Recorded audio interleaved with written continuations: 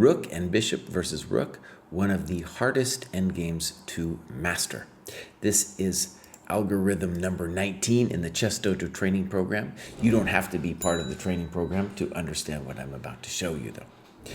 First, I want to begin with a story, okay? It's recently at an event, FM versus GM. The FM had the black pieces here. That was not the winning position yet. This is the winning position. But I made the following prediction, and the FM seemed like he knew what he was doing in terms of the defense. But I said, the FM will eventually break down and will get this winning position. I also said that the GM wouldn't know how to win the position. Hours passed, because it's, you get a 30 seconds increment. Hours passed. I come back, and it's move 44, because you have 50 moves to do it, right? 44 since the last pawn was taken. And we get this position, and the GM didn't know how to do it, and black's flag fell, okay? So a lot of people, when they come to algorithms like this, they'll make an excuse and tell themselves that they won't get it. I've gotten this many times in my career. But also, it's got to be said that there's a lot of beauty going on in this example, even though it's difficult, and it involves board visualization and calculation, and we're going to see that the bishop isn't only looking forwards, it's looking backwards, and that's where we get this really interesting board visualization, along with a lot of zugzwang tricks that are very speak to the geometry of the game, help us understand the geometry of the game. Okay, now the first thing to see about this position is a standard mistake is bishop c6 or bishop e6, and it looks like white's winning.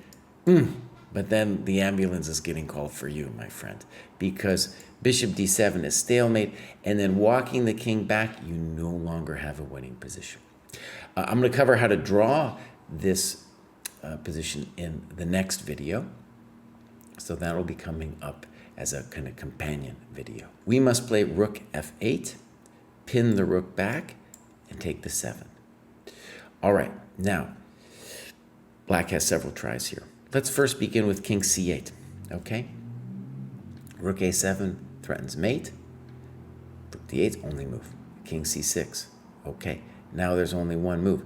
King b8, check to the miserable king. Now, if king c8, that's a bummer, bishop e6.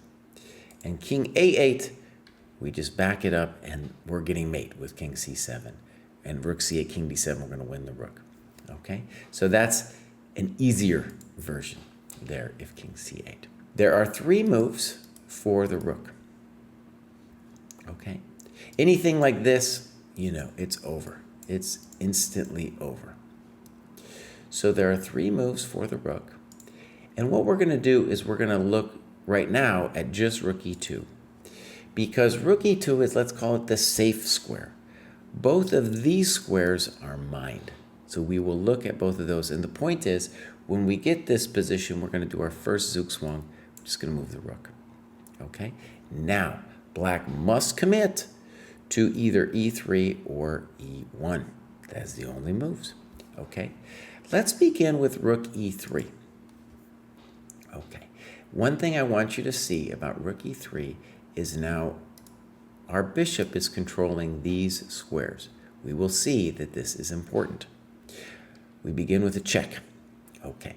Now, if the king goes this way, then it's fairly easy, and I want us to see, highlight that red square there, b3. The rook cannot come back, and this is due to the mean bishop. So, king e8, rook b7. While we're here, I just want to say, this thing, you're going to watch the vid. You might think you understand it from watching the vid. No, you do not. This thing needs some practice. Okay, and so one of the great things with the dojo is we have the sparring program, and then you can join the program and find people to spar this out with you. If you're not able to do it, I suggest the bots on chess.com. Just choose a different bot every time. Humans, a little bit more interesting. Also, it should be a bit, ultimately, when you do the test, to do it 3 times in a row, it should be people at your own level. Okay, so king f8, pretty much the only move. Check to the miserable king. There's going to be no king g8 because of rook f7, right? King e8, rook f4. Okay, now I want you to see that the threat here is check to the miserable king, king d8, rook f8. Very important situation that we are developing. Okay, so king d8 is the main move, I'm going to say, or the most difficult move. On rook d3, we go mate threat, and there's only one way to meet it, king f8. And I call the following pattern snug as a bug in a rug. Bam! Beautiful. I mean, it's just a geometry lesson, my friends. That's just beautiful, and there's no way out. Okay, like I'm saying, there's more to this than just, the practical benefits of winning a game. Okay, so rook f4, king d8. What do we do? This is a nice one. Bishop e4. Delicious. Delicious. Okay, and it's a real problem. What are you going to do? We have a mate threat. We've taken away this business. King c8, this is mate. So there's really only one move. Now what do? Bam! We take away that e8 square. Delicious. Absolutely delicious. Okay, so let's go all the way back and ask ourselves, what about rook e1? Okay, so let's get into it. Rook b7, rook c1, and now a nice move, bishop b3. Like I said, the bishop has to be looking backwards. Okay, now, rook c3, there's a reason I did the e3 move first, because this is going to be very analogous. We force the rook to go to d3, bishop d5. The king can try this, but let's first look at rook c3. Check to the miserable king. If king c8, we have boom, delicious, king b8, rook b7, king c8, rook b4, delicious, king d8, and what do we got? Bishop c4. We've seen this before, right? King c8, pop, check to the miserable king. Okay, delicious. Okay, so we're going to be concentrating first on this rook c3 business. Check to the miserable king. Okay, king e8, rook g7. Nota bene, the bishop is looking backwards. There's no rook f3 to defend this, and it's over.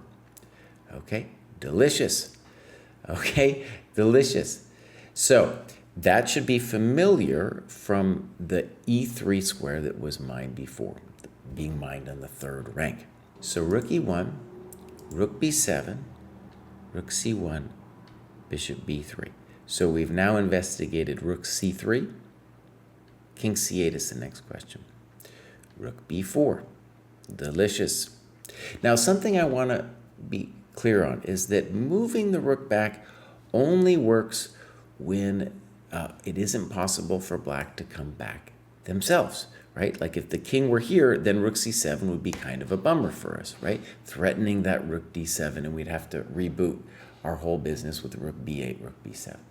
Okay, so we are now threatening bishop e6, king d8, rook h4, rook e1 is the only move, and now pop! Oh, so delightful. King c8, now one of my favorite geometry lessons here. Bam!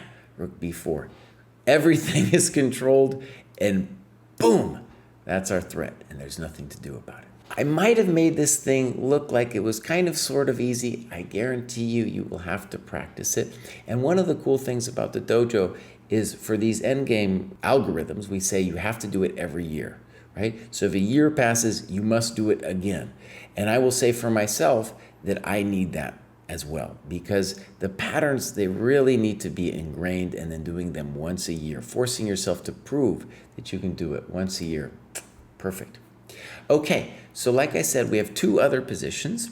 This is the main one, though. Once you understand this one, you're on your way.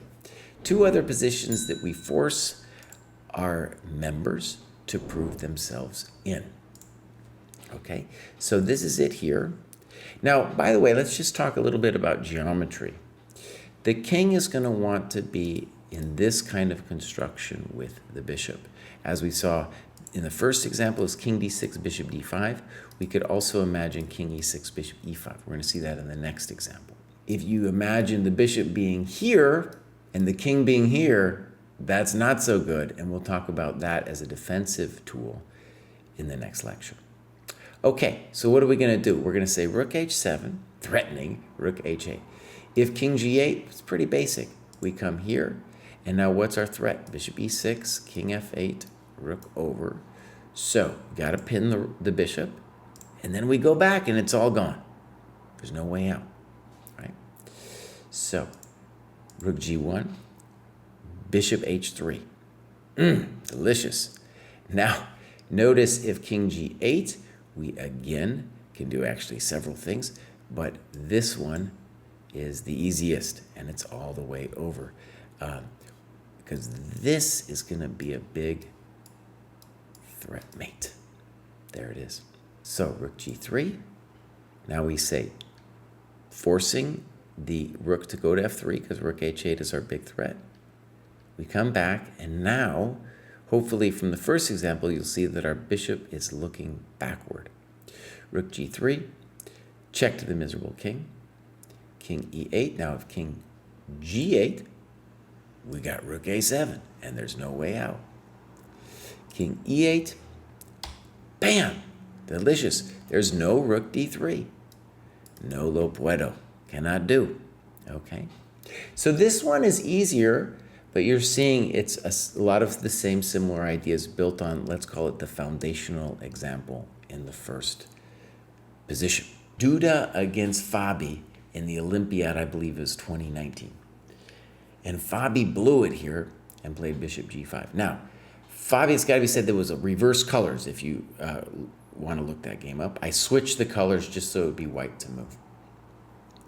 So Fabi played bishop g5 and went on to draw that game. Bishop e5 is the correct move. And one of the nice things about this is once you see the pattern that's established in that foundational example, you're like, oh, right, it's not bishop g5, it's bishop e5, where we get this beautiful control of the bishop touching 13 squares once the king moves, right? Remember, a rook touches 14 squares wherever it is, but the bishop on e5 will touch 13. It's an epic piece, and we're seeing those backward movements are very important. So we're going to look at rook f1 as probably the best attempt, but just to show, if you start moving the pawn or something, check, and the mating pattern is already there. There's no defense. Rook f1, bishop f6, we've got a mate. And if you run, well, then we start going pop and pick up your rook. No bueno. Okay, so rook f1 has got to be black's best try. King e6. Hard to say now what black should do. Let's say they push the pawn. We say check to the miserable king. King f8. Rook h7. What's going to happen? We're going to win the pawn, and we're going to get back to the first position. You'll probably want to watch the video a couple times, and you will definitely need to practice it. So one of the cool things we have with the dojo is just forcing us to practice it again and again, and then to do it even on the regular, like yearly. So it really becomes inculcated in our minds. And again, I want to stress, it's not just for the practical usage of being able to do it. That, of course, is great, and it will happen. It's also for the beauty of the geometry that applies to other areas of chess. All right, bye-bye.